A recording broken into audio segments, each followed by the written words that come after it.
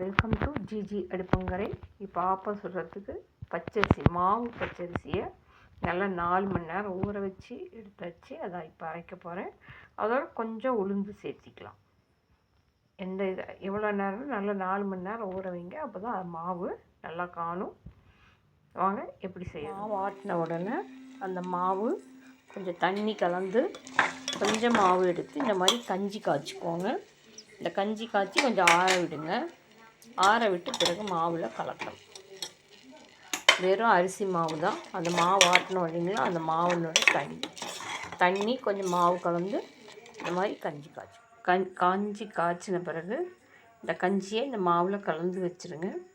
4 மணி நேரம் இந்த மாவை விட்டுருங்க. அப்போ தான் இந்த மாவு நல்லா புளிச்சிருக்கும். அப்போ தான் ஆப்பமும் டேஸ்ட்டாக. அதோட கலந்து வச்ச மாவில் ஆப்பம் ஊற்றும்போது உப்பு, சோடா மாவு, கொஞ்சம் தேங்காய் பால் ஊற்றி ஆப்பம் ஊற்றுனீங்கன்னா நல்லா சூப்பராக. இந்த மாதிரி நல்லா ஊற்றுனீங்கன்னா நடுவில் நிறையா மாவு ஓரமெல்லாம் லேசாக ஊற்றும்போது உங்களுக்கு இந்த மாதிரி ஓரமெல்லாம் செவந்து நடுவில் இப்படி இருக்கும். இந்த மாதிரி செஞ்சு பாருங்கள், சாப்பிட்டு பாருங்கள், டேஸ்ட் பண்ணுங்கள். என் சேனல் ஃபாலோ பண்ணுங்கள், சப்ஸ்கிரைப் பண்ணுங்கள், கமெண்ட் பண்ணுங்கள்.